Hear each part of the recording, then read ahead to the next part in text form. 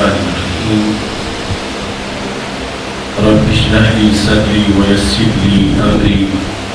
واحلل عقدة من لساني يفقهوا قولي الحمد لله وحده والصلاة والسلام على من لا نبي بعده وعلى آله وأصحابه الذين أوفوا عهده أما بعد فأعوذ بالله من الشيطان الرجيم بسم الله الرحمن الرحيم كنتم خير أمة أخرجت للناس تأمرون بالمعروف وتنهون عن المنكر وتؤمنون بالله صدق الله العظيم وصدق رسوله النبي الكريم الأمين إن الله وملائكته يصلون على النبي يا أيها الذين آمنوا صلوا عليه وسلموا تسليما اللهم صل على سيدنا محمد وعلى آل سيدنا محمد وبارك وسلم عليه الصلاة والسلام عليك يا سيدي يا رسول الله وعلى آلك وأصحابك يا حبيب الله مولاي صل وسلم دائما أبدا على حبيبك خير الخلق كلهم هو الحبيب الذي ترجى شفاعته لكل هول من الأهوال مقتحم منزه عن شريك في محاسنه فجوهر الحسن فيه غير منقسم محمد تاج رسل الله قاتبة محمد صادق الأقوال والكلم محمد ذكره روح لأنفسنا محمد شكره فرد على الأمم ربي صل وسلم دائما أبدا على حبيبك خير الخلق كلهم اللہ تبارک و تعالی جل جلالہ وعم نوالہ واتم برہانہ وعظم شانہ وجل ذکرہ وعز اسمہ کی حمد و ثنا اور حضور سرور کائنات مفخر موجودات زینت بزم کائنات دستگیر جہاں غم گسار زمان سید سروران حامی بے قسم قائد المرسلین خاتم النبیین احمد مجتبی جناب محمد مصطفیٰ صلی اللہ علیہ وآلہ وصحبہ وبارک وسلم کے دربار گوہر پار میں ہدیہ درود السلام عرض کرنے کے بعد رون کی محفل استاد العلماء حضرت مولانا قاری محمد منصور صاحب زیر مجدو امیر ادارہ صحت مستقیم موریشس ادارہ صحت مستقیم موریشس کے دیگر قائدین حضرت مولانا محمد عبد المصطفیٰ صاحب محترم محمد انس اشرفی صاحب نہایت ہی جلیل القدر حضرات و خواتین رب ذوالجلال کے فضل اور توفیق سے عید میلاد النبی صلی اللہ علیہ وسلم کے سلسلہ میں آج ہم سب کو اس عظیم الشان محفل میں شرکت کی سعادت حاصل ہو رہی ہے بے دعا ہے خالق کائنات جل جلالہ ہماری اس کوشش کو اپنے دربار میں قبول فرمائے اور رب ذوالجلال اس محفل میلاد کی برکت کو ہمارے آنے والے سال کے ہر دن میں شامل فرمائے اور اللہ تعالی ہم سب کو صحت و عافیت کے ساتھ اگلے سال بھی ماہ ربیع الاول شریف کا استقبال کرنے کی توفیق عطا فرمائے سید المرسلین حضرت محمد مصطفیٰ صلی اللہ علیہ وسلم کی برکت سے یہ امت تمام امتوں کی سردار ہے اور اس کی سرداری کی دلیل یہ ہے اس امت نے ہر دور کے اندر امر بالمعروف اور نہی عن المنکر کا فریضہ سر انجام دیا اچھائی کا حکم دینا اور برائی سے روکنا یہ اس امت کی شان ہے. ہر دور کے اندر یہ کردار اس امت کے علماء اور اولیاء نے سر انجام دیا ہے۔ ہماری آج کی گفتگو میں ہمارا جو موضوع ہے، ٹاپک ہے، وہ یہی ہے کہ excellence of saints and scholars, جو اس امت کے اولیاء اور علماء ہیں، ان کی جو فضیلت اور ان کا جو رول ہے اس پوری تاریخ کے اندر، اس کے بارے میں چند باتیں آپ کے سامنے پیش کرنا چاہتا ہوں۔ اس امت کو ساری امتوں کا سردار قرار دیا گیا کہ یہ اچھائی کا حکم دیتی ہے اور برائی کو روکتی ہے۔ تو ظاہر ہے کہ کسی چیز کا حکم دینے کے لیے، اس کی تبلیغ کے لیے اس کو جاننا ضروری ہے۔ جب تک کسی چیز کے بارے میں نالج نہ ہو، انفارمیشن نہ ہو، اس کے بارے میں انسان اپنے طور پر بھی کچھ نہیں کر سکتا، چاہے جائے پھر دوسروں کو اس سلسلے میں کوئی گائیڈنس کرے۔ اس واسطے معروف، نیکی کو سمجھنا اور بدی کے بارے میں معلومات ہونا، یہ پہلے ضروری ہے، پھر آگے تبلیغ کا سلسلہ کیا جا سکتا ہے۔ اس بنیاد پر اس امت کے ہر دور کے علماء اور اولیاء وہ اس کی عظمت کی دلیل ہے کہ جنہوں نے قرآن مجید، برہان رشید اور سنت رسول صلی اللہ علیہ وسلم کو سیکھا اور پھر اس کو پھیلایا۔ Quranic and holy prophetic teachings اور گائیڈنس کو سامنے رکھ کر قرآنی تعلیمات اور رسول اکرم صلی اللہ علیہ وسلم کی تعلیمات کو حاصل کیا، اور اس کے بعد پھر اسے پوری دنیا کے اندر پھیلایا اور اقامت دین، اس کو نافذ کرنے کے لیے بھی اپنا کردار ادا کیا۔ سید عالم نور مجسم شفیع معظم صلی اللہ علیہ وسلم نے صحابہ کرام رضی اللہ تعالیٰ عنہ کے سامنے اس دین کے علوم کو بیان کرتے ہوئے یہ ارشاد فرمایا، ان ھذا الخیر خزائن، لوگوں یہ میرے پاس جو علم دین ہے،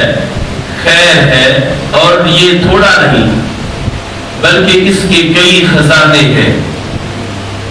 بہت زیادہ میرے پاس اس کے خزانے۔ خزانے کا لفظ اس وقت ایک انسان سنتا ہے تو خود بخود ذہن میں یہ چیز آتی ہے کہ جو خزانہ ہوتا ہے وہ چھپا ہوا ہوتا ہے، اس کا دروازہ بند ہوتا ہے، لاک ہوتا ہے، پھر اس پر پہرے دار ہوتے ہیں، چوکیدار ہوتے ہیں جو اس کی حفاظت کرتے ہیں۔ یہ سوال پیدا ہو رہا تھا کہ یا رسول اللہ صلی اللہ علیہ وسلم، آپ کا علم کئی خزانوں میں ہے، تو مستقبل میں، فیوچر کے اندر جب آپ دنیا سے تشریف لے جائیں گے تو پھر اس علم کا لوگوں کو فائدہ کیا پہنچے گا، امت کو اس کا فائدہ کیا ہوگا؟ تو سید عالم نور مجسم شفیع معظم صلی اللہ علیہ وسلم نے اس وقت یہ ارشاد فرمایا، وَلِتِلْكَ الْخَزَائِنُ مَفَاتِيحُ، کہ میرے پاس علم کے خزانے بھی ہیں اور ان خزانوں کی چابیاں بھی ہیں۔ کیز آف ٹریجرز، ان خزانوں کی چابیاں بھی، صرف مجھے خزانے نہیں دیے گئے بلکہ چابیاں بھی دی گئی۔ تو چابی کا بہت بڑا کردار ہوتا ہے کہ جس سے خزانہ کھلتا ہے اور پھر آگے تقسیم ہوتا ہے۔ تو سید عالم نور مجسم شفیع معظم صلی اللہ علیہ وسلم نے چابی کی وضاحت کرتے ہوئے فرمایا، طوبی لرجل مفتاحا للخیر ومغلاقا للشر، فرمایا خوشخبری ہے جنت کی اور مبارکباد ہے ان لوگوں کے لیے کہ جن کو رب ذوالجلال نے خیر کی چابی بنا دیا اور شر کے آگے تالا بنا دیا۔ خیر کے لیے وہ کی یعنی چابی کی حیثیت رکھتے ہیں، ان کی وجہ سے کائنات میں خیر کو پھیلایا جاتا ہے، خیر تقسیم ہوتا ہے، اور وہ شر کو بند کر دیتے ہیں۔ تو ہمارے آقا صلی اللہ علیہ وسلم نے امت کے وہ افراد جو گھروں سے نکلے، دین پڑھے، عالم بن جائیں اور اس کے تقاضوں کے مطابق عمل کرتے ہوئے اللہ کے ولی بن جائیں، ان کو سید عالم نور مجسم شفیع معظم صلی اللہ علیہ وسلم نے اپنے خزانے کی چابی قرار دیا۔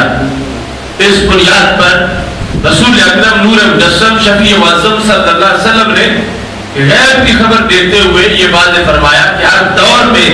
میرے خزانے بھی موجود رہیں گے اور ہر دور میں خزانوں کو کھولنے والی چابیاں بھی تیار ہوتی رہیں گی۔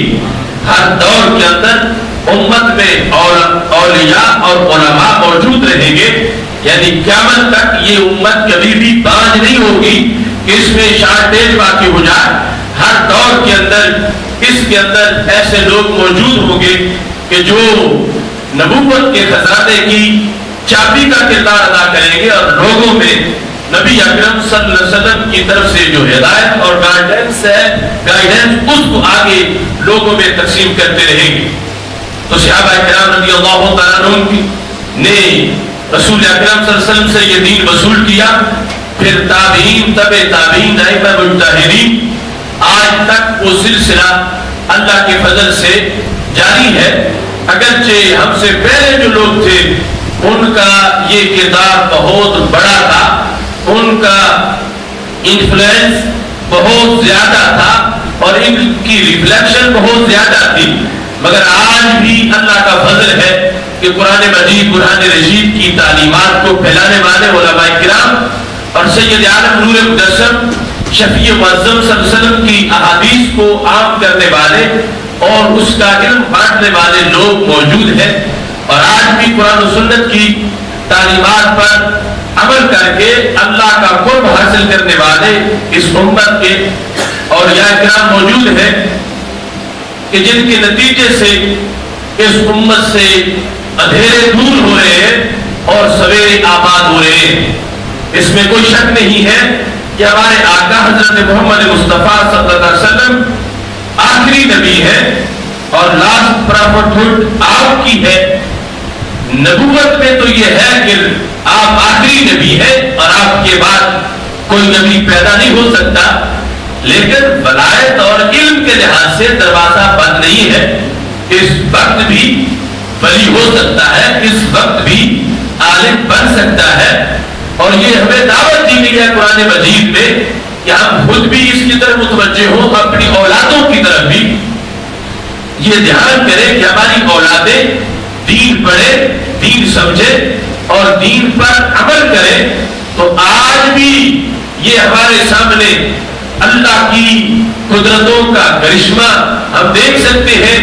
کہ ہماری اولادیں وہ مستند عالم دین بن جائیں، وہ اللہ کے کامل ولی بن جائیں اور ان کے ذریعے سے آگے دین کو بہانے ملے۔ اس واسطے ہمیں اپنی اولادوں کو یا کم از کم اولاد میں سے کسی ایک بیٹے کو ضرور اس انداز میں دین کے لیے وقف کر دینا چاہیے کہ وہ کامل طریقے سے متبہر انداز میں وہ دین کو کمپریہنسو انداز سے حاصل کرے اور اس کے بعد اس کے ساتھ ساتھ اس دین پہ عمل بھی کرے، تاکہ جو اس وقت ہماری ملت کی ضروریات ہے، جیسے ہمیں اس وقت انجینئر کی ضرورت ہے، ڈاکٹر کی ضرورت ہے، ایسے ہمیں ایک ماہر سکالر کی ہر وقت ہر شہر میں ہر جگہ ضرورت ہے، اور اس کے لیے ہمیں اپنے اولاد کا مائنڈ بھی بنانا چاہیے اور ان کی ذہن سازی کر کے ان کو اس طرف لگانا چاہیے تاکہ آج وہ پڑھیں گے تو پھر کل کی ضرورت پوری ہوگی۔ رب ذوالجلال نے جو عادتیں جاریہ رکھی ہے اس امت کے اندر وہ یہی ہے کہ لوگ پڑھتے ہیں اور پڑھ کے عالم دین بن جاتے ہیں۔ ویسے اینٹ اٹھائے اور نیچے سے کوئی عالم دین نکل آئے ایسا نہیں ہوتا، بلکہ ایک طریقہ جو رسول اکرم صلی اللہ علیہ وسلم سے لے کر صحابہ والوں نے پڑھا پھر آگے دین پھیلتا رہا، اس طرح آج ہمیں بھی اپنے مسلمان ہونے کا ثبوت دیتے ہوئے اس سلسلے میں بھرپور کردار ادا کرنے کی ضرورت ہے۔ اب دیکھیں سید عالم نور مجسم شفیع معظم صلی اللہ علیہ وسلم کے صحابہ نے تو سرکار مدینہ صلی اللہ علیہ وسلم سے براہ راست پڑھا اور تربیت پائی، لیکن صحابہ نے آگے اور لوگوں کو تیار کیا، انہوں نے ملت کی ضرورت کو پورا کیا۔ چونکہ انسان کی عمر وہ زیادہ سے زیادہ صدی تک پہنچ سکتی ہے، چند سال مزید جی سکتا ہے، پھر اسے جانا ہوتا ہے، آگے اس کی جگہ کوئی موجود ہو کہ جب ایک چراغ منتقل ہو جائے تو اس کی جگہ دوسرا روشن ہو جو آگے روشنی کو تقسیم کرتا رہے تاکہ بعد والوں میں اندھیرا نہ ہو۔ اب دیکھو صحابہ کرام رضی اللہ تعالیٰ عنہ دنیا سے تشریف لے گئے تو تابعین میں کتنے کتنے بڑے اونچے قد والے لوگ موجود تھے۔ حضرت امام اعظم ابو حنیفہ، نعمان بن ثابت رضی اللہ تعالیٰ عنہ جیسے لوگ کہ جنہوں نے فقہ کو کمپائل کیا، مدون کیا اور تقریباً 5 لاکھ مسائل قرآن و سنت کی روشنی میں حل کر کے قیامت تک کے مسلمانوں کو تحفہ عطا فرما دیا۔ اب یہ ان کا کردار ہے، ان کی محنت ہے، ان کی کوشش ہے۔ اگر صحابہ کے بعد تابعین اس طرح متوجہ نہ ہوتے اور تابعین کے بعد تبع تابعین متوجہ نہ ہوتے اور اس کے بعد ان کے بعد والے جو لوگ ہیں وہ دین نہ پڑھتے تو ہم تک دین کیسے پہنچتا، ہمیں ایمان کا کیسے پتہ چلتا، ہمیں نماز روزے کی تعلیمات کیسے حاصل ہوتی؟ اس واسطے ہم سے پہلے لوگوں نے ہمارے لیے کردار ادا کیا اور ہم نے اگلی نسلوں کے لیے اس کے لیے کردار ادا کرنا ہے۔ دیکھو حضرت امام اعظم ابو حنیفہ، انہوں نے جس انداز میں دین کو سمجھا اور اس پر پیرا دیا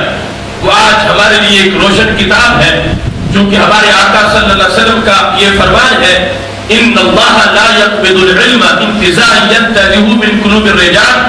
بل انما ينتزع بموت العلماء کہ رب ذوالجلال علم کو یوں نہیں چھینتا کہ ایک انسان رات کو سوئے تو عالم ہو، صبح اٹھے تو جاہل ہو اور علم سینے سے جا چکا ہو، ایسا نہیں ہوتا، بلکہ علم کیسے اٹھتا ہے؟ ہمارے آقا علیہ السلام فرماتے ہیں علم علماء کی اٹھ جانے سے اٹھ جاتا ہے، جب علماء فوت ہو جاتے ہیں تو علم ختم ہو جاتا ہے۔ تو یہ حدیث شریف میں موجود ہے۔ اب اس وقت صحابہ کرام رضی اللہ تعالیٰ عنہ دنیا سے اٹھ گئے تو انہوں نے چونکہ آگے اپنے شاگرد تیار کیے ہوئے تھے، انہوں نے پھر علم کی بستی آباد کی، بلکہ علم کا جہان آباد کیا۔ اور پھر کس روشنی میں کہ جب ملت کو ضرورت تھی اور نئی نئی قوم اسلام امبریس کر رہی تھی تو ان کے لیے ہدایت کی ضرورت تھی اور اصل عربوں کے لیے بھی قرآن سمجھنا مشکل ہوتا جا رہا تھا کہ ان کی لینگویج میں بہت سی آمیزش ہو چکی تھی۔ ایسے ماحول میں حضرت امام اعظم ابو حنیفہ رحمۃ اللہ علیہ نے دین کو کمپائل کرنے اور اس کے اصول کے ابواب کی تبویب کے لحاظ سے کردار ادا کیا۔ امام موفق کہتے ہیں ابو حنیفہ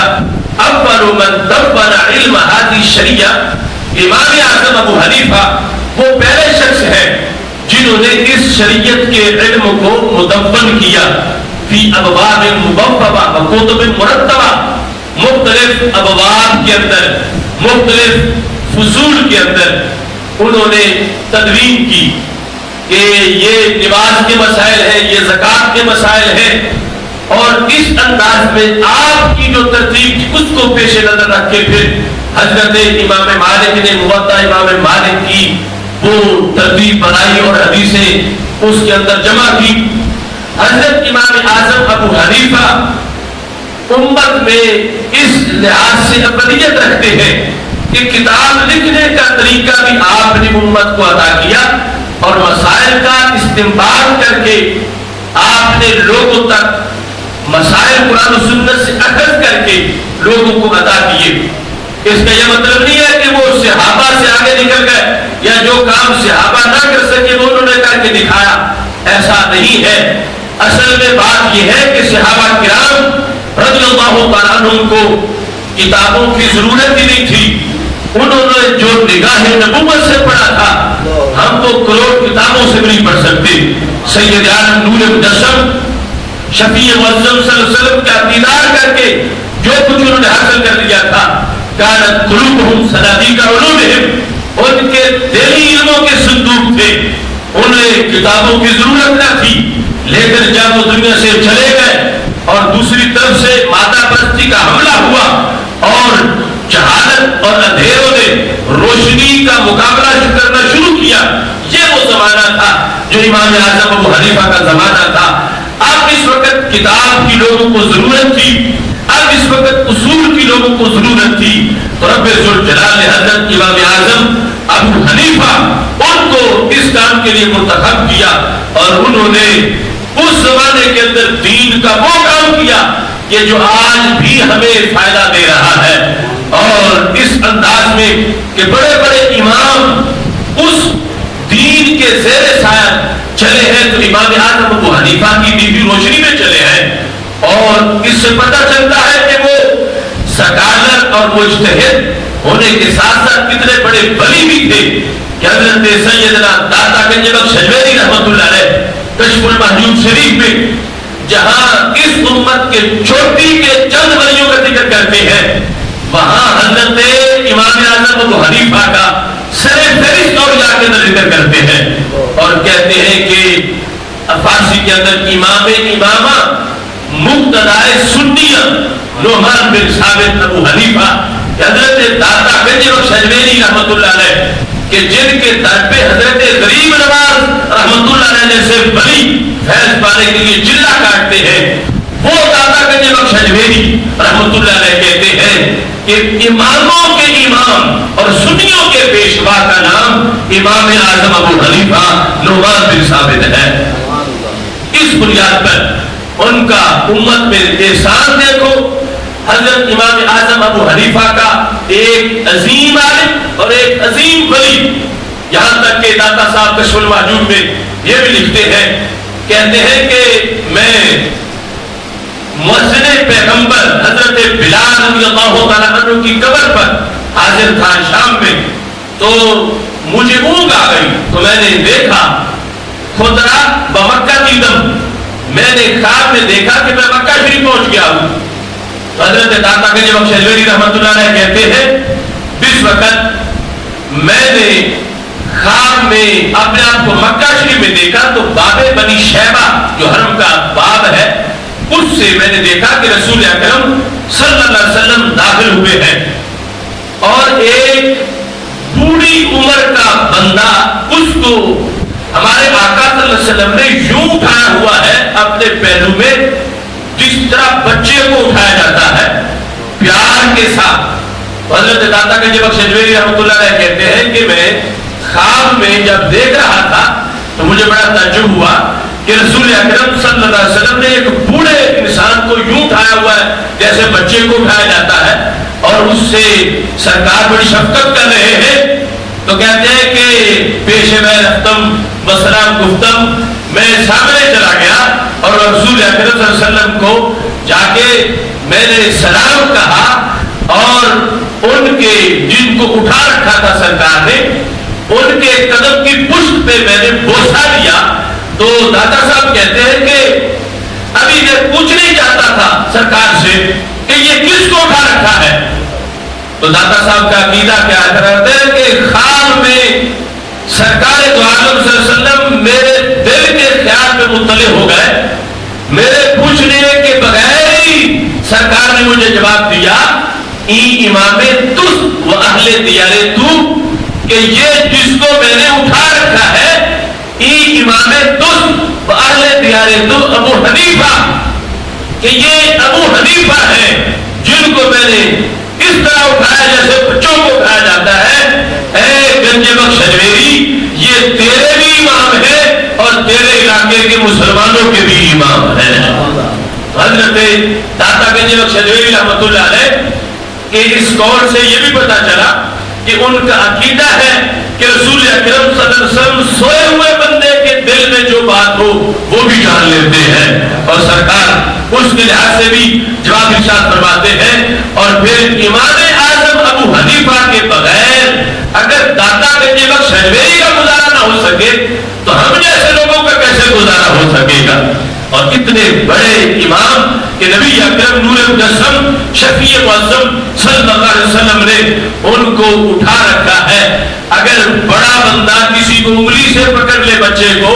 تو وہ بچہ بھی پھسلنے سے بچ جاتا ہے کہ انگلی کسی بڑے نے پکڑ رکھی ہے. اور اگر نبیوں کے سلطان نے کسی کو اٹھا رکھا ہو تو اب ان کی سوچ کتنی اچھی ہوگی اور کتنی پختہ ہوگی اور کس انداز میں ان کا دین مضبوط ہوگا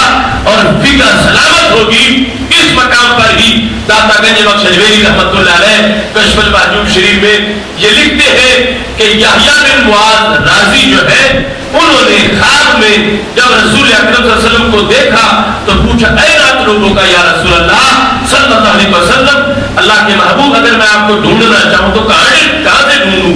آپ مجھے کہاں ملیں گے, آپ کا ایڈریس کیا ہے, آپ کا پتہ کیا ہے؟ تو داتا صاحب لکھتے ہیں کہ یحییٰ بن معاذ رازی نے لکھا ہے کہ سرکار نے مجھے فرمایا تھا ان علم ابی حنیفہ تھا کہ میں تجھے امام ابو حنیفہ کے علم میں مل جاؤں گا,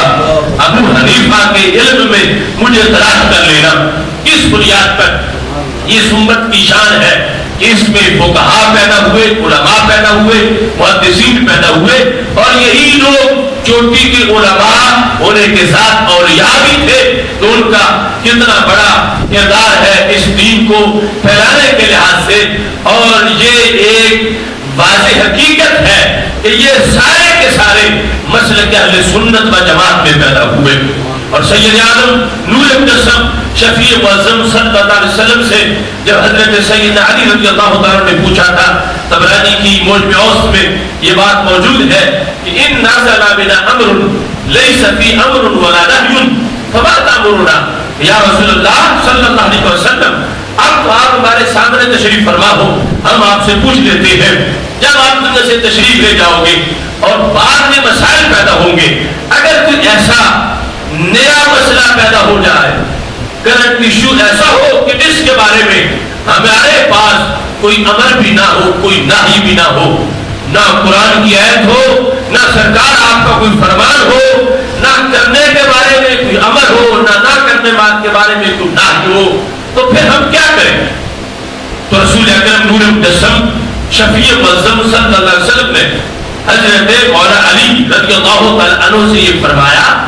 شاور الفقہاء والعابدین کہ علی اگر ایسا مسئلہ پیدا ہو جائے تو پھر فقہاء سے مشورہ کرنا, عابدین سے مشورہ کرنا, صوفیاء سے مشورہ کرنا, تو وہ جو مسئلہ بتائیں گے اس کی روشنی میں اپنے تعلیمات, اس تعلیمات کے اپنے مسئلے کو حل کر لینا. اللہ کا فضل ہے وہ فقیہ بھی اہل سنت کی تعریف میں ہے اور صوفی بھی اہل سنت کی تعریف میں ہے. شاور الفقہاء والعابدین. اس بنیاد پر حضرت امام اعظم ابو حنیفہ نے جس وقت دین کے اصول کو مرتب کیا تو آپ نے وہ شورا بنائی, مسند خوارزمی میں موجود ہے ان الامام اجتمع معه الف من اصحابہ, کہ حضرت امام اعظم ابو حنیفہ جب فقہ مرتب کر رہے تھے تو اکیلے نہیں تھے, حالانکہ ان کی اکیلی سوچ ہی ہر مسئلے کے حل کے لیے کافی تھی, لیکن انہوں نے اپنی شورا میں جو ریسرچ بورڈ تھا, اتنا بڑا بورڈ تھا اس وقت کی پاپولیشن کے لحاظ سے کہ 1000 ممبر تھا اس بورڈ کا. اجلهم وافضلهم 40 قد بلغوا حد الاجتهاد. وہ 1000 سکالر جو تھے ان میں 40 وہ تھے جو خود مجتہد بھی تھے, جو درجہ اجتہاد پر فائز تھے,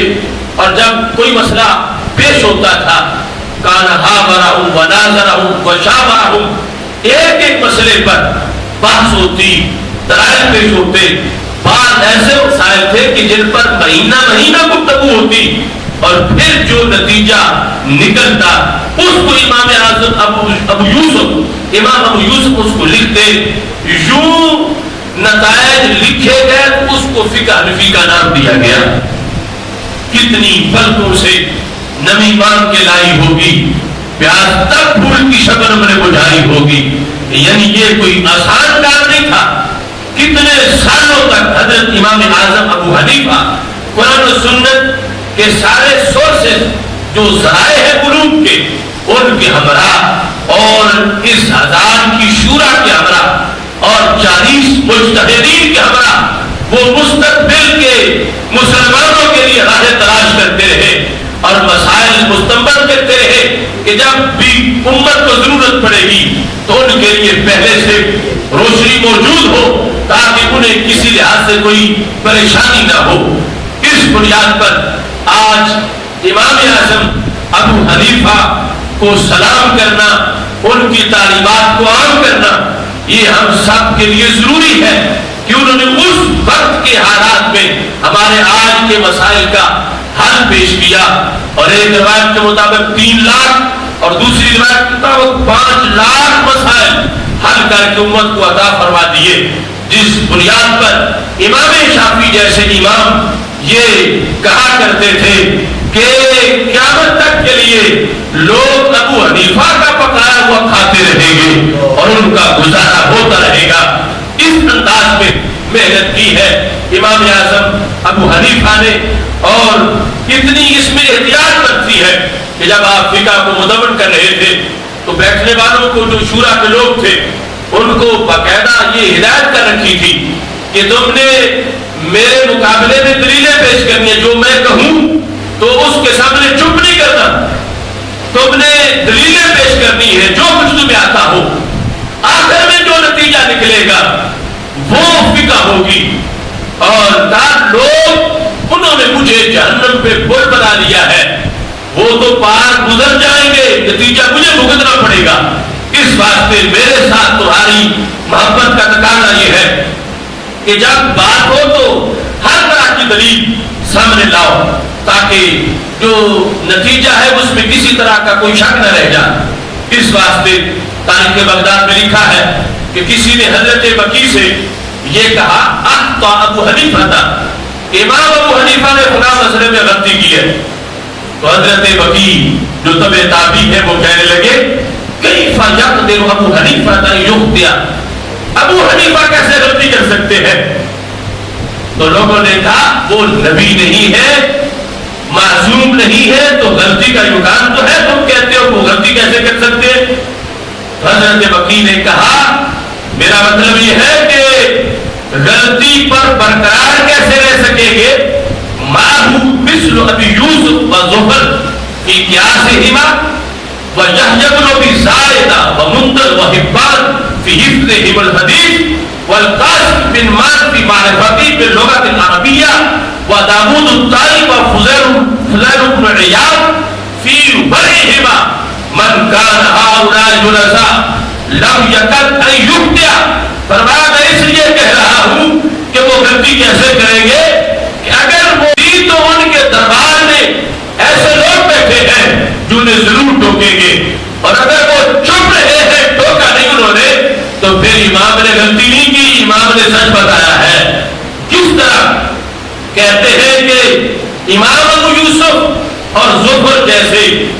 تیز قیاس والے لوگ بھی ان کے مجلس میں بیٹھے ہوئے ہیں, عقلی علوم کے جو ماہر ہیں, قیاس کے جو اسپیشلسٹ ہیں وہ بھی موجود ہیں, اور پھر جو حدیث کے حافظ ہیں وہ بھی بیٹھے ہوئے ان کی شورا میں. وہ امام منذر اور حبان جیسے اور یحییٰ بن ابی زائدہ جیسے حافظ الحدیث بھی ان کی شورا کے رکن ہیں. اور جہاں تک لغت کی بات ہو, گرامر کی بات ہو, صرف و نحو کی بات ہو, عربی ادب کی بات ہو, تو قاسم بن مان جیسے لغت کے ماہرین بھی ان کی شورا کے رکن ہیں. اور فرمایا اس کے ساتھ ساتھ وہاں اسپرچویلٹی بھی بڑی ہے, روحانیت بھی ہے کہ وہاں حضرت داؤد طائی اور فضیل بن عیاض جیسے ولی بھی ان کی شورا کے رکن ہیں. یہ ساری طاقتیں, سارے سورسز انہوں نے اکٹھے کر رکھے ہیں اپنی شورا کے اندر. جن کے پاس بیٹھے ہوئے زمانے کے اتنے بڑے بڑے امام ہوں, اتنے بڑے بڑے ولی ہوں, وہ پھر غلطی نہیں کرتے. انہوں نے جو فقہ بتائی ہے قرآن و سنت کی سب سے صحیح تشریح کو انہوں نے ہی پیش فرمایا ہے. یہ ہے حضرت امام اعظم ابو حنیفہ رحمۃ اللہ علیہ کا دین کے لحاظ سے ہم پریشان، انہوں نے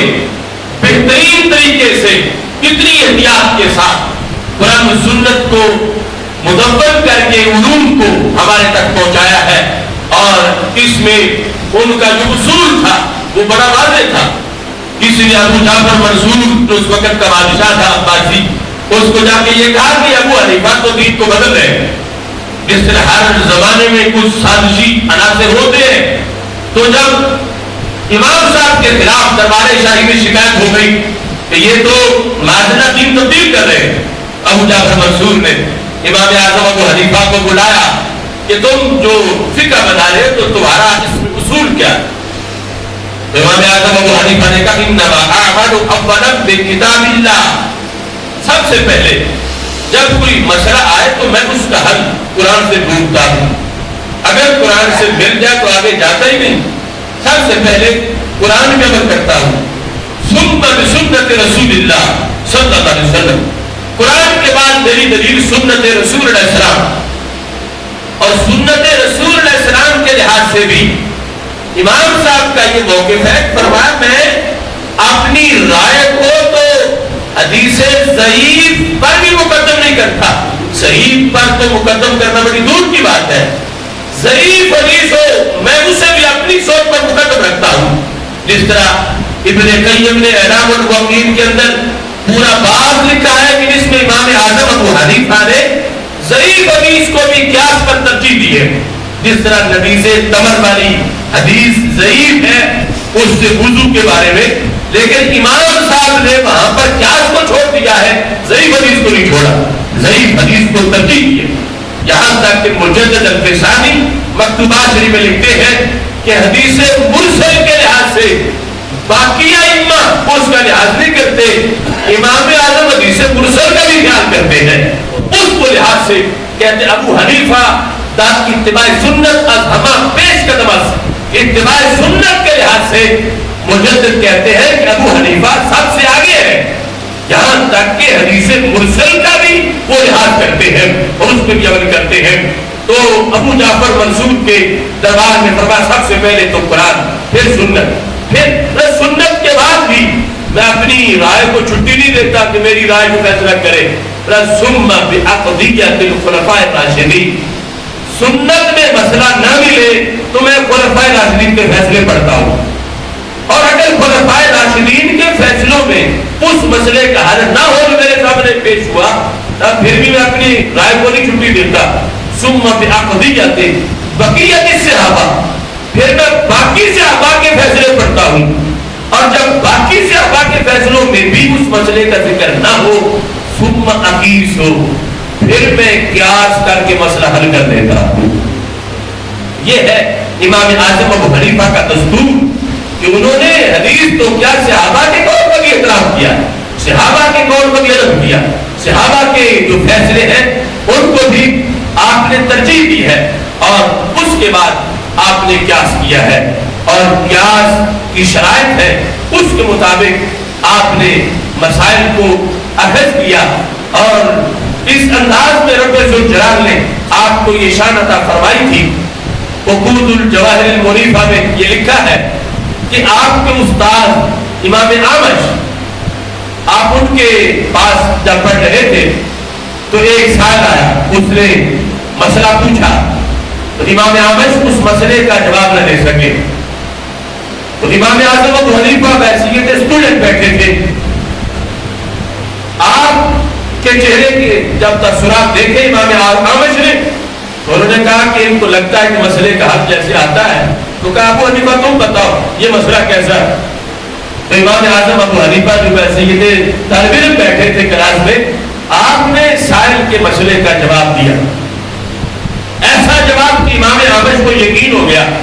کہ واقعی جواب صحیح دیا ہے، لیکن تعجب یہ تھا کہ استاد میں ہوں، مجھے جواب نہیں آیا، انہیں کیسے جواب آ گیا.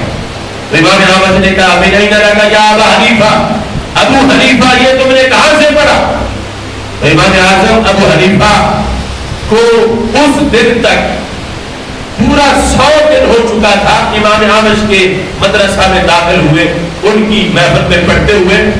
فرمایا من الاحادیث التي انت حدثتنیها میں نے ویسے سینکڑوں استادوں سے پڑھا ہوا ہے، لیکن یہ جواب میں نے ان احادیث سے دیا جو میں نے آپ سے پڑھی ہے، جو میں نے آپ سے حاصل کی ہے۔ اور اس کے بعد امام اعظم ابو حنیفہ آپ نے وہ حدیثیں زبانی سنانا شروع کر دی، یہاں تک کہ جو 100 دنوں میں پڑھا تھا ساری حدیثیں زبانی سنا دی۔ تو امام اعمش نے کہا حسبک یا ابا حنیفہ، ابو حنیفہ آپ چپ کر جاؤ، میں یہ سمجھتا تھا کہ باقی اسٹوڈنٹس جو ہے وہ لکھتے ہیں اور تم لکھتے بھی نہیں ہو، تم چپ کر کے بیٹھے رہتے ہو۔ آج پتہ چلا کہ تم تو یاد بھی کرتے ہو، اس میں سوچو بچار بھی کرتے ہو، تدبر بھی کرتے ہو۔ اور اس کے بعد وہ تاریخی جملہ بولا، یا معشر الفقہاء انتم الاطباء ونحن الصیادلہ، اے فقیہ لوگوں تمہارا کیا اونچا مرتبہ ہے کہ ہماری حیثیت، ہم جو حدیث پڑھانے والے ہیں، ہماری صرف حیثیت ہے سٹور کیپر جیسی، پنساری جیسی، اور تم کون ہو؟ تم ماہر سمجھ لو۔ ہماری حیثیت، ہم حدیث پڑھاتے ہیں، ساری زندگی مجھے ہوگی حدیث پڑھاتے پڑھاتے، مجھے جواب نہیں آیا، مجھے اسی حدیث سے آگیا جو تم نے مجھ سے پڑھی۔